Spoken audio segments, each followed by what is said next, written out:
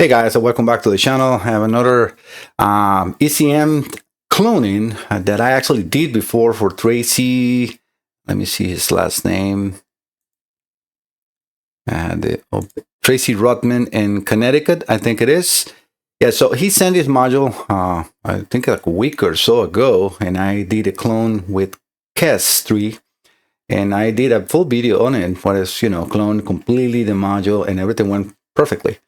I send the modules to them, to him, and he says, Mike, I was able to install the donor in the car, and even though it starts and dies because it's obviously the immobilizer is not transferred, I was able to read it. But now that you did the cloning, I get no communication with it. I'm like, that's very abnormal. I never seen this before.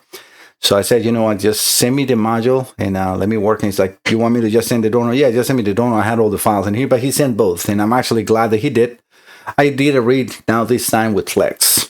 And Flex found error on the flash on the original module, which I have now actually, I have both modules stuck in, and I'm going to show you that, Tracy, in an overview. So let me take you over to the screen. Let me, first show you the connections I have right now. I still got Flex in the picture here because I was ready to keep doing if it didn't work, and it worked. So now it's everything communicating and working properly. So let me move you to here. So just a small commercial. If you have any computers, instrument cluster, automotive or marine that you need to repair, please look for Mike Salazar Diagnostics. I'm going to put my website on the title of this video so you can copy and paste it from there. And this is the website. So when you land in here, you got my email address and telephone and everything on the top left. My name is spelled M-A-I-C. It sounds as Mike. SalazarDiagnostics.com. In here, you can click on that white box in there that will download a Word document that you need to print and fill and sign and send with the modules or instrument cluster you need to send. If you want to send me an email, just click on the black box that says click here to email us, or use the chat. Either way, you will be contacting me. I also added in here the shipping address. Again, just a short commercial in there. So what I want to do now is actually go back to this capture. I'm going to put the scanner in here. If it shows up, let me see. It looks like it's not working. Give me 1 second, guys. I always had that ready for some reason. Let me see. Why is not showing to view in here? Chrome.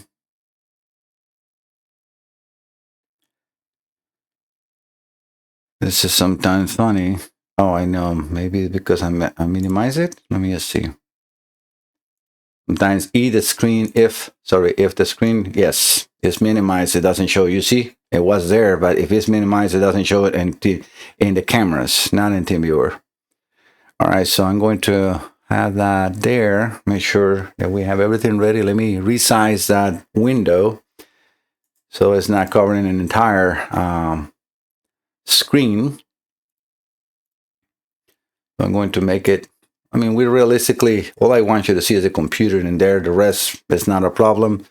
But yeah, so right now what I have is the donor connected. Nothing is power on. So I'm going to power my setup. For this, I'm using the Autel Ultra.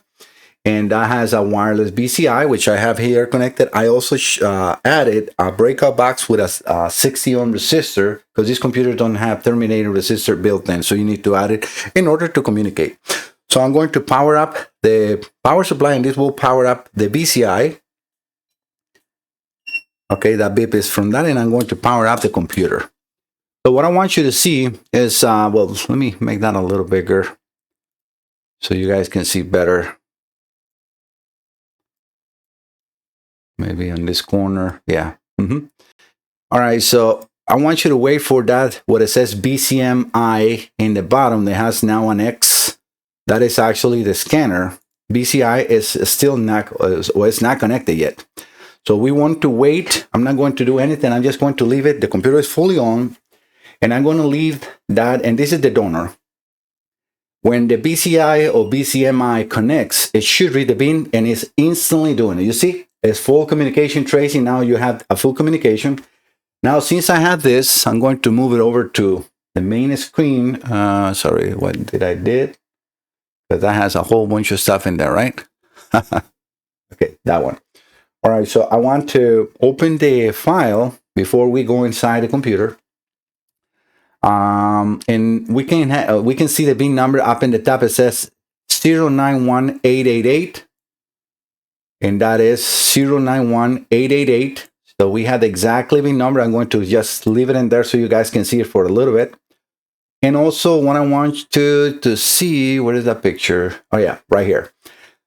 Because I was able to duplicate his concern. That computer didn't connect to my scanner. I was able to, when I was powering up, to see the main power relay, firewall reference, everything was there. So, and the computer is good, but something was corrupted on the flash, and it was. So, yes, not sure why Kess didn't correct that, because Flex did. So what I'm pointing in there is when I was doing the flash, I read it and then I write it back into the donor. It found two sectors, 46 or 45 or 46, that were with error. When I did the reading, I should have taken a picture of that. It said that the file on the ECM, on the original ECM, was not original. The nice thing about Flex is they can change any errors compared to what they have in database, and then they fix it. And that's exactly how I have it now talking. All right, so let's go into, and I have pictures also that I can show you. And this is what I connect to the computer. This computer is an EDC217CP14. The way that I did the software onto the computer, not in a full backup. I went internal flash, EEPROM, and external flash, and that's how it worked. If I do the full backup, something is not correct because it wasn't working. So I tried the full backup, and I had the same result on something that's got to be wrong in the flash on the computer. But when I corrected the file on the original computer, now the original computer is fully talking, and that computer was dead, not talking. And I'm going to show you also that one as well. So I think this is all I want to show you from here. This is the way the board looks inside that computer. This is the microprocessor right here where I have that white hand. That's a flash EEPROM. And I'm not sure if this one has an external EEPROM or if it's EEPROM in the microprocessor. I will have to read more, but I think it's in the microprocessor. And this is all from Flex. So we can see all that. I have his ID in there, but you cannot see it from the distance, so that's not a problem. And as you see, I have saved everything. I even saved a picture, and this you can see on the first video where the clone went completely successful. ECU cloning completed. BS, because it didn't work properly. And I read it here. So something either changed on the car or the computer wasn't completely done. I am now doing this multiple times to make sure the computer talks, and if it talks and everything is good. So, all right, so let's enter the computer, because I now want to, again, this is with the donor computer, which I want to put here still. Yeah, let me also make now that one, because I just want you to see that, and there will be no doubt that what I have in there, I got so many things in here. It is the donor, so I'm just going to make that. Oh, yeah, I know it's a little weird image, but I need to do this 1 second, guys. So let me make it smaller, because I just want you to see that it's here. Probably want to put them in there. Yeah. Right now I can go back to here. And yes, it's well, it is covered in a little bit, but not too much. And I don't think it's going to be a problem in there. All right, so again, that is live, and this is the computer is connected, and that one is the donor, which I can also show you. If I do closer zoom, you can see that writing in here that says donor. He did that, not me. All right, so I can go out. We're not going to be doing nothing in that. I just want you to see that it's still connected, and this is the one I'm reading the bin from. All right, so I want you to select the vehicle, and I'm just going over to the data bits, because I want to show you that indeed we're reading values. I'm going to change the battery voltage up and down, and to also let the computer talk for a little bit in here with the scanner, make sure that we don't lose communication and everything is correct. All right, so we're going to live data. Advanced measurement value. If you know the group, you can select it by that way. I got to do this by hand because when I do it with the mouse, as you saw there, it just goes super fast, and I will not be able to find the battery voltage that way. So let me do it by hand in here. I could have done it in the screen. Let me see if that works in here. No, it's a little slow too. So I got a touch screen on my computer or in my office. All right, so we got it right here. And now we're going to do a shot selected, graph, and we're going to make that a big graph. All right, so now what I'm going to do is I'm going to change the voltage up, down, down, up, up, down, down, up. And you can see how that communication is instantly. You know, it's no issues at all to communicate with this computer. So I'm going to get out of here one more time without turning anything off. But everything is so far working good. Very important, especially since I am in a bench, or in the bench, is that when I exit here, I need to turn the BCI off. And that almost burned me one time here too. So I'm turning it. The BCI is now completely off. And you're going to see in a second how that here will go into red. Yeah, now it's red. You see it's no BCI. The computer is powered up, so I'm going to power up the BCI by hand now because everything is, well, I can actually turn everything off. Let's do it in that order, like that is automatic. Okay, I can hear, and now the power is coming on the BCMI. I'm going to power the computer on, and this way is going to read this computer. And I'm going to do that just one more time, just to let you see that we have the bin number and everything correct. It takes like, I don't know, like 40 seconds to connect. So let's just be patient a little bit. And this is just a test, guys. If you have this type of computer, I'm trying to help others too, because if you use CAS and you go by cloning, it will fail.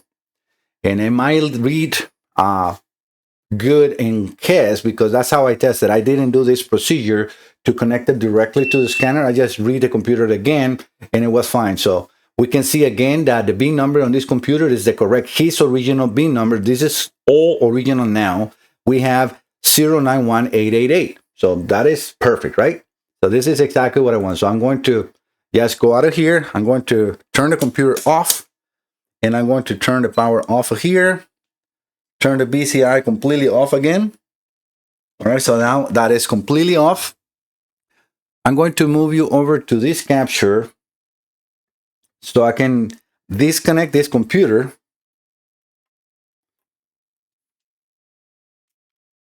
All right, so now this one is completely unplugged, and I'm going to keep it in there, and I'm going to plug in. Let me actually move the flex out of here too. Give me 1 second because too many cables. I don't want to short anything out. Hope I have flex off. Yes, I got flex off. I'm going to separate. I wish they should have done a wiring here and been of this physical connection. Let me remove all these wires 1 second, guys. It's pretty easy just to push the stops down.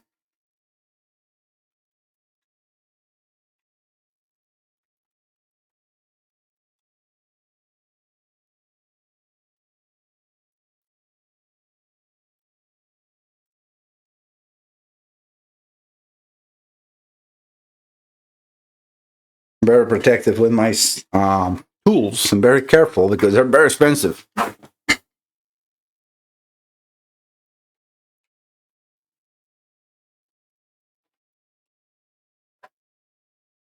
even bought a hard case for the flex, which is not, it should come with the tool for the price they sell. Like Cass, Alien Tech, they give you a hard case, and the flex came in a cardboard box. I mean, with their logos and everything, but I mean, that was like $7,000. So they should include it. All right, so I know these pins pretty much by memory right now. So for my bench says, as you can see pretty well in there, I need a ground and pins 1, 3, and 4. I can select, they're all the same. A power on terminal 87, which is in pins 4, 5, and 6. So either one of those will work for me. I have also a constant power on pin 92. So 4, 3, 2. I put this in here like this. And actually a little more light just because I cannot see really well without light. I'm going to just have it in here. A little out of your on your way, but not too much. Then pin 87 is ignition. Then pin 67 is down low.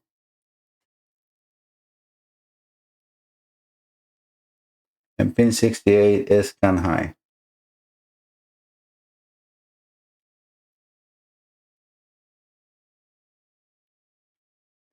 Again, as you can see, I got those now by memory. I can get this out of the way.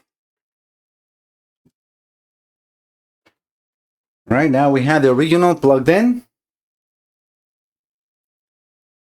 And I'm going to add the team viewer capture in here. So let me resize that now for this view. I'm going to move, not that one, this one. I'm going to resize it just 1 second, guys, and put them in there. I think that's fine. Yeah, right? Okay, you can see, and I can see all that is looking good in there. So let's do the same procedure. I'm going to power on. That beep is from the BCMI, and now power on the computer. Now let's see when that BCMI connects, if it reads the bin and what bin is going to read. I mean, it has to be his, because that computer has never changed anything but corrected those lines on the flash that were corrupted. And I did this time because the file that I saved, I should probably have been able to do it with the original read that I have. But I'm glad that I had the original computer and the donor from him to be able to extract the files and find this up. Okay, now the BCMI connected, and boom, instantly connecting to the computer with the correct bin number and everything. So I'm going to enter the card as we did on the other one. And we're going to go very quickly over to the same battery voltage. That's going very quickly. We saw this before. Then I'll hold you for too long. Again, this is just a test, but I want to prove that both computers are now fully operational. So Tracy is going to have 2 fully working computers. I'm not sure why the original failed, if it was a battery or something that corrupted the software, or if they were trying to put a tune. I'm not sure, So all I can see is, and that's the reason I wanted to do the donor and have both. If one fail, he will have a good one to work with, which is always his goal, right? To make the car run and keep it, All right, so let's go over to whatever the battery voltage is. Right here, supply voltage terminal 30. We're going to do the same thing and put them into a big. All right, so let me change the voltage. I'm going up, down, down, up, up, down, down, and up. And you can see that it's reading perfectly.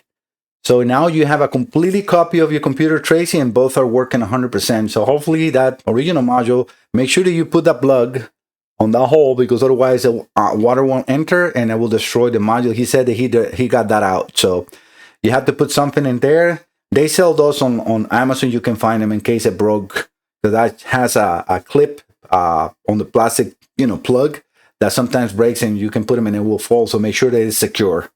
All right, guys, thank you so much for visiting the channel. I'm very happy that I was able to completely retest and done this properly for him. Again, I'm not charged for the customer. This is completely my fault. I should have double check and triple check. I can tell you that this time I have spent probably 6 hours trying to correct this. So this is a loss for me, because if I charge by hour, so 4 hours on the last time and 6 hours on this one, he would have to pay, I don't know how much, right? But it's also a learning process for myself too, to double check my readings, to not use the clone and just go the same way that I have always done it. I did that because clone is supposed to be the best way, but we can see that it didn't work. All right, guys, thank you so much. Don't forget to subscribe. See you next time. Bye-bye.